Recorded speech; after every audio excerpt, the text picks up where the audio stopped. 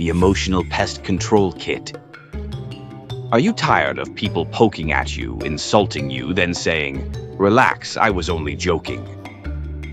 Introducing the Emotional Pest Control Kit, the revolutionary system for dealing with human mosquitoes who survive entirely on your irritation. Each kit includes the dead-eyed pause, perfect for staring at someone after an unnecessary comment until they begin reconsidering every decision they made since 2007. The portable boundary sprayer, now with extra strength.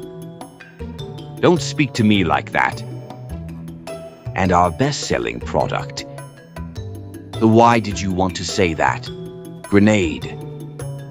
Just pull the pin, ask the question calmly, and watch the room become quieter than a mob social club during a federal raid. But wait. Order today and receive the Deluxe Exit Package absolutely free. Simply stand up. Walk away. And leave the offending jackass alone with the personality they brought with them. Warning. Side effects may include increased confidence, dramatically fewer arguments, improved sleep, and certain annoying people suddenly claiming that you've changed. Yes. That is the point. The Emotional Pest Control Kit. Because sometimes the healthiest comeback is refusing to participate in the bullshit. Available nowhere. Please stop calling customer service. We blocked you.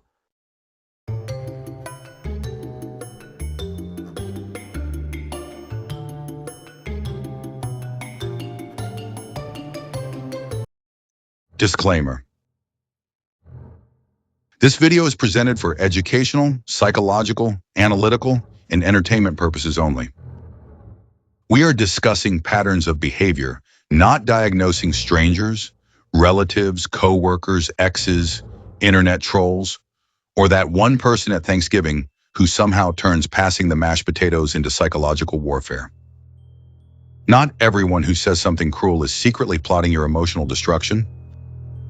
People can be insensitive, defensive, insecure, socially clueless, angry, impulsive, or simply having a spectacularly bad moment. This documentary does not diagnose narcissism, psychopathy, sadism, or any other mental health condition. Only qualified professionals can make clinical diagnoses.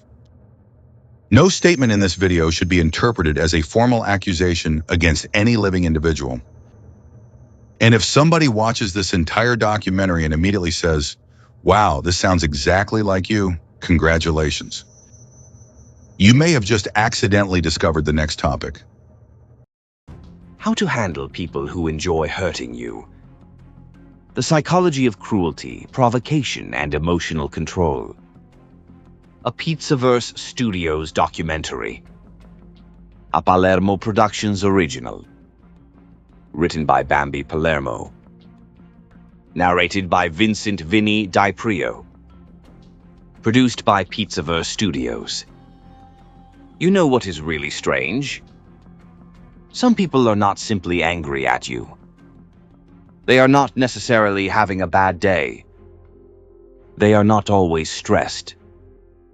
Sometimes they seem to enjoy getting a reaction. They enjoy saying the thing that stings. They watch your face change. They notice when your voice shakes. When you go quiet. When you look away, or when you suddenly start defending yourself. And sometimes the strangest part is that they are smiling while they do it. You have probably met this kind of person before. Maybe it was someone at work. Maybe it was someone sitting across from you at a family dinner. Maybe it was someone who called themselves your friend. They poke. They provoke. They embarrass. Then, when you react, they tell you that you are overreacting. When you get hurt, they say you are too sensitive. When you finally fight back, suddenly they act as though you started everything. It becomes a game. And some people have been playing it for a very long time. But here is what they do not want you to understand. You do not have to play. There are ways to respond to deliberate provocation that do not involve yelling, crying, explaining yourself for 20 minutes, or pretending nothing happened. And once you understand what is happening, the entire interaction begins to change. Because the most powerful response is often not the cleverest comeback. It is refusing to give someone control over your emotional state in the first place. By the end of this video, you are going to understand 5 ways to respond when somebody seems determined to provoke, embarrass, or hurt you. And more importantly, you are going to understand why those responses can work. Let's get into it. Why some people provoke others. Before we get into the responses, you need to understand something about people who repeatedly hurt or provoke others. Most people imagine someone like this as obviously evil. Usually, life is not that simple. They can look completely normal. They laugh at jokes. They hold doors open. They show up to birthday parties. They may be charming, funny, helpful, or perfectly pleasant around people whose approval they want. But certain people become uncomfortable around confidence, attention, success, happiness, or emotional security. When someone else wins, they may experience envy. When someone else gets attention, they may feel overlooked. When someone seems confident and grounded, it may activate their own insecurity. Instead of dealing with those feelings internally, some people try to regulate themselves by knocking somebody else down. Think of a child at school who has nothing for lunch. Instead of asking for help, the child walks over and knocks your lunch off the table. Now, neither of you has anything. That does not solve the child's problem. But for one brief moment, the difference between you disappears. That can resemble what happens psychologically when insecure or resentful people deliberately undermine others. Understanding this does not mean excusing cruel behavior. It means understanding the mechanism well enough that you stop automatically interpreting every attack as evidence that something is wrong with you. Sometimes the insult tells you considerably more about the person delivering it than the person receiving it. And once you recognize that, the balance of power begins to change. Why defensiveness often fails. Think about the last time somebody came after you. What did you do? Maybe you became defensive. You explained yourself. You told them why they were wrong. You raised your voice. You desperately wanted them to understand that what they said was unfair. Did it work? Sometimes it might. But when someone is deliberately trying to provoke you, logical explanations often miss the point because logic was never what they were looking for. They were looking for a reaction. Every defensive explanation can become evidence that their words landed. Your anger tells them they reached you. Your frustration tells them they reached you. Your embarrassment tells them they reached you. And suddenly you are spending 10 minutes defending yourself while the person who started the entire interaction gets to sit there and watch. Beautiful little arrangement for them, isn't it? But there is another extreme. Maybe instead of defending yourself, you say nothing. You laugh nervously. You pretend the comment did not bother you. Sometimes silence is absolutely the wisest response. But repeated silence without boundaries can also teach certain people that there will never be a consequence for disrespectful behavior. So if arguing does not always work and silent tolerance does not always work, what can you do instead? That is where these 5 responses come in. Response 1. Cut off the emotional fuel. The first response is not a sentence. It is a decision. Stop giving them the performance they came looking for. People who repeatedly provoke others often pay very close attention to emotional reactions. Embarrassment. Frustration. Anger. Tears. Defensiveness. All of those reactions can reinforce the behavior. So your first move is simple. Pause. Do not immediately rush to answer. Do not force a smile. Do not scramble to explain yourself. Take a slow breath. Keep your expression natural. Then look at the person calmly. Not with rage. Not with fear. With observation.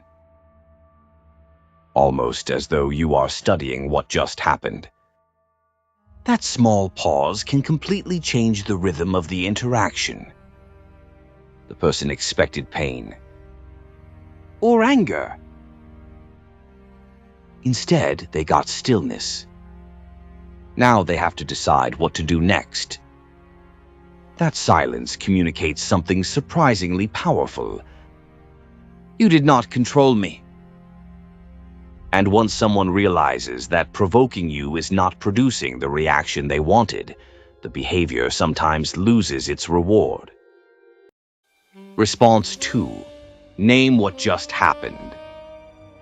The second response can make deliberate provocation extremely uncomfortable. Name the behavior. Not dramatically. Not angrily. Not with a 5-minute courtroom closing argument. Just calmly. For example, that sounded like it was meant to hurt me. Or, that sounded like a jab, was it? Or, I noticed you said that immediately after I shared something positive. That's interesting. Notice what you are doing. You are not screaming. You are not calling them evil. You are not diagnosing them. You are simply making the behavior visible. People who use subtle insults often depend on plausible deniability. They say something cruel and then retreat behind. I was just joking. Or, you're too sensitive. Or my personal favorite little escape hatch. Wow, somebody can't take a joke. But calmly naming the behavior makes that maneuver harder. Now the conversation is no longer about whether you were emotionally wounded enough to justify reacting. The conversation is about what they actually said. You moved the spotlight. And people who enjoy operating in shadows usually do not appreciate sudden lighting. Response 3. Agree with the small part that is true. This one sounds strange.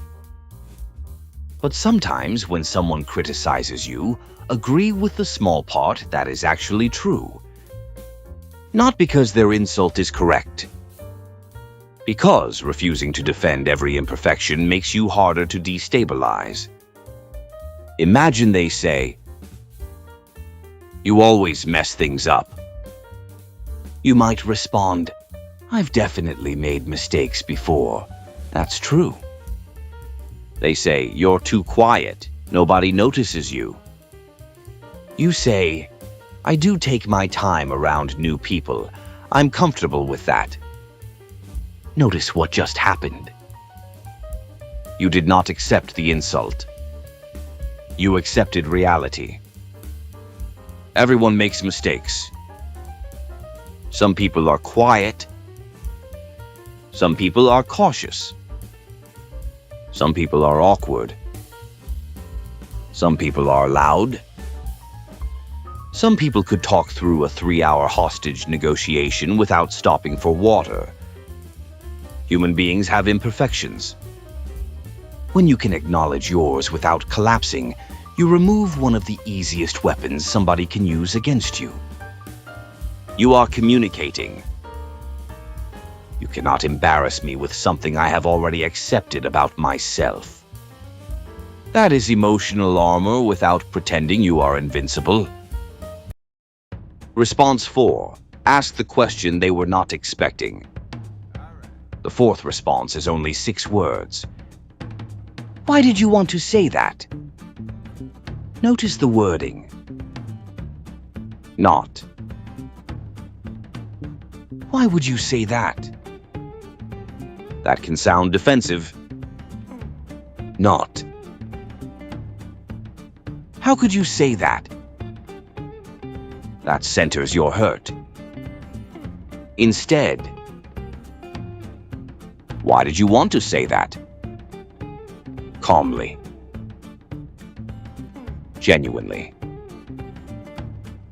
Now the person has to think about intention. Why did they want to embarrass you? Why did they want to take the conversation there? Why did they feel compelled to say it? People who rely on fast reactions and emotional chaos may not be prepared for someone calmly examining the motivation underneath the remark. They might laugh. They might deflect. They might become defensive. They might say they were joking. Fine. You still changed the interaction. Instead of explaining yourself, you made them explain themselves. That is an entirely different psychological position. And sometimes the silence that follows answers the question better than they ever could. Response 5. Leave. The fifth response is probably the simplest. Leave. Not dramatically. Do not flip the table. Do not deliver a Shakespearean monologue on your way through the door. Do not storm out while checking behind you to see whether everybody noticed. Just leave. Quietly. Deliberately. Maybe you say, "Excuse me." Maybe, "I'm going to step away." Or maybe you simply remove yourself from the interaction when it is safe and appropriate to do so. This communicates something words often cannot. This conversation is no longer worth my energy. Someone cannot continue provoking you if you refuse to remain available for the performance. Your presence is part of the interaction. Removing it removes the stage. And in some situations, ending contact or creating stronger distance is healthier than trying to become better at surviving repeated disrespect. You are not required to win every conversation. Sometimes winning means deciding there will not be another round. The question you need to ask yourself. Now we get to the uncomfortable part. If someone repeatedly treats you badly, ask yourself, what pattern has developed between us? Notice that I did not say, what did I do to deserve this? Nothing. Cruel behavior belongs to the person choosing it. But boundaries involve another question. What am I going to do when it happens? People learn what happens when they cross boundaries.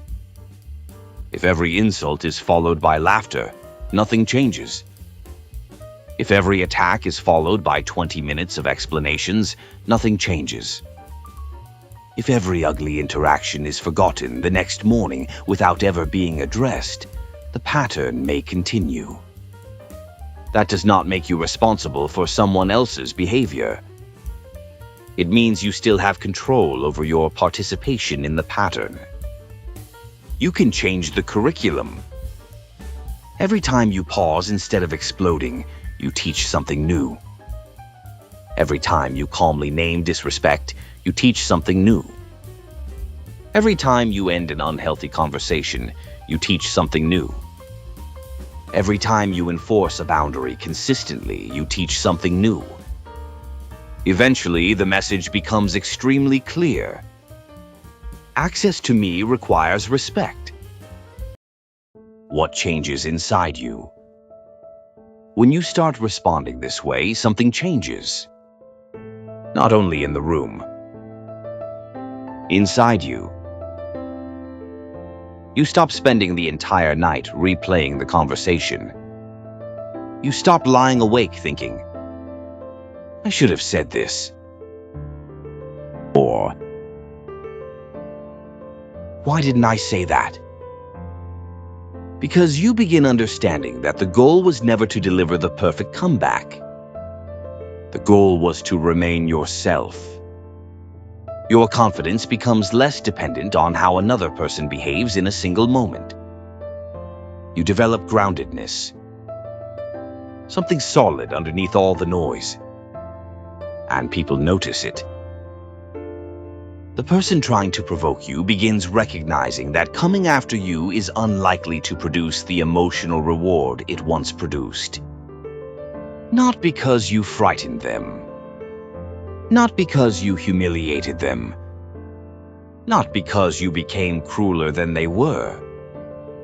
Because you became unavailable for the game.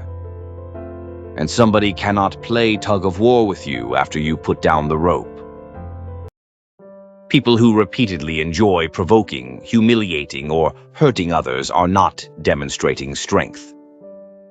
Strength does not require destroying somebody else's peace. Confidence does not require embarrassing someone. Security does not need an audience. And you do not defeat emotional chaos by becoming more chaotic. You meet it with calm, with clarity, with boundaries, with self-awareness, and sometimes with the ability to turn around and walk out of the damn room. The most important shift happens when you stop asking, how do I make this person stop being who they are? And start asking, how much access am I willing to give this behavior? Because you may not control what another person says. You may not control what they think. You may not control whether they approve of you. But you still control what happens next. And sometimes the most powerful thing you can say is nothing at all. You simply stop participating. If you enjoy deep dives into psychology, human behavior, manipulation, history, organized crime, strange legends, and the uncomfortable corners of the human mind, subscribe to Bambi Palermo and the Pizzaverse and hit the notification bell. Because around here, we are not interested in watered-down psychology or motivational fortune cookies. We want to know why people behave the way they do, what drives the behavior underneath the surface, and what happens when you finally recognize the pattern. And I want to hear from you. Have you ever dealt with somebody who seemed to deliberately provoke or hurt people? What did you do?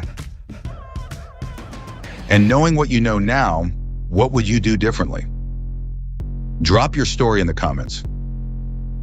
And to everybody who watches, comments, shares these documentaries and keeps coming back, thank you to the real ones. Your support keeps this channel growing and allows us to keep digging into the subjects most people scroll right past. Stay sharp. Stay skeptical. Stay authentic. This is the Pizzaverse. And we do not miss. I'll see you at the next one.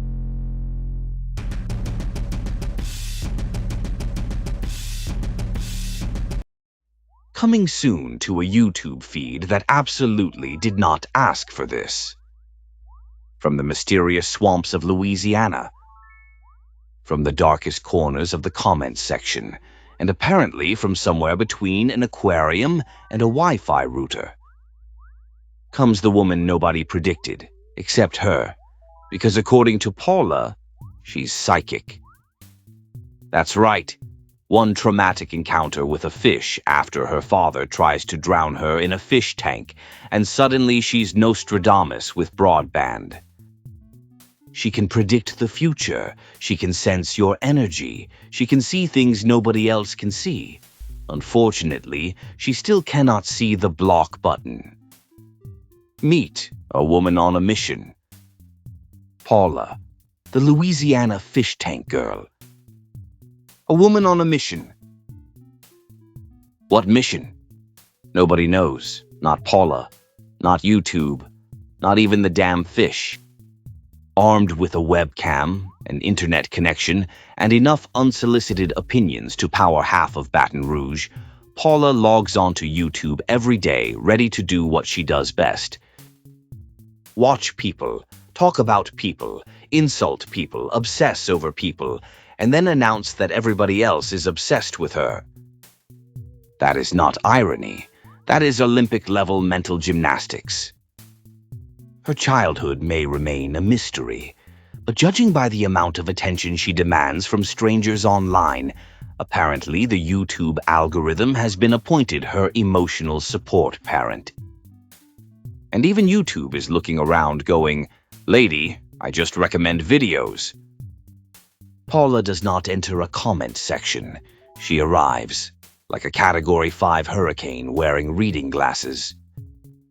She claims she can predict what people will do next, which is incredible because everybody else can predict what she will do next. Log on, get mad, talk about somebody for 3 hours, claim she doesn't care, repeat tomorrow. But beware. The fish tank girl possesses extraordinary powers. She can turn a 5-second disagreement into a 6-part live stream series. She can transform one comment into a federal investigation, and she can somehow spend 12 hours discussing people she insists are completely irrelevant. Scientists remain baffled. YouTube moderators remain exhausted. The fish have retained counsel. This season, Paula faces her greatest enemy yet, not Bambi, not the internet, not the mysterious forces she claims to communicate with. Something far more terrifying, the mute button. Will Paula finally discover that not every thought requires a live stream?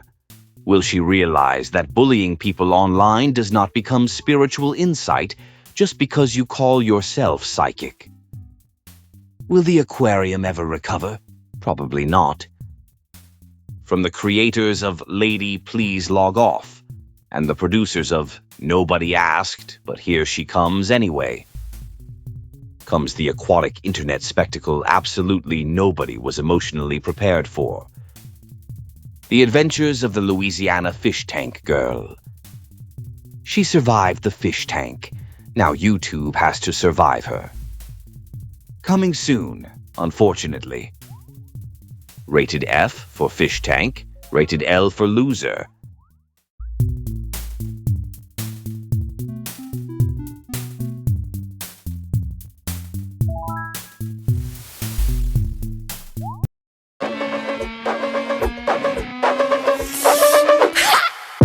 I'm so high, no visine. I don't reply by please.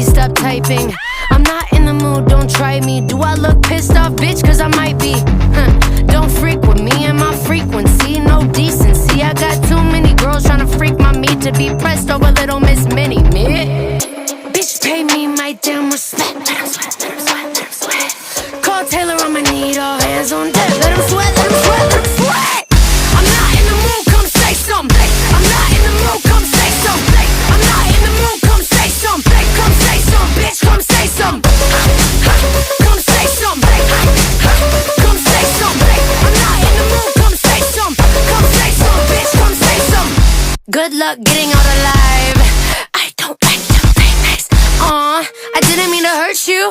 I heard that all my life. Bitch, I got big dreams, pipe down. Talk shit, get psyched out. Ha. Look who's on the mic now. Not you, bitch, shut the fuck up. Bitch, pay me my damn respect. Let him sweat, let him sweat, let him sweat. Call Taylor, I'ma need all hands on deck. Let him sweat, let him sweat, let him sweat. I'm not in the mood, come say something. I'm not in the mood, come say something. I'm not in the mood, come say something. Come say something, bitch, come say something. Come say something. Come say something. I'm not in the mood, come say something. Come say something, bitch, come say something. Welcome to your funeral. Everybody come on, gather round. Life is so beautiful. Now that I don't see you around, I dare you to run your mouth. I dare you to run your mouth.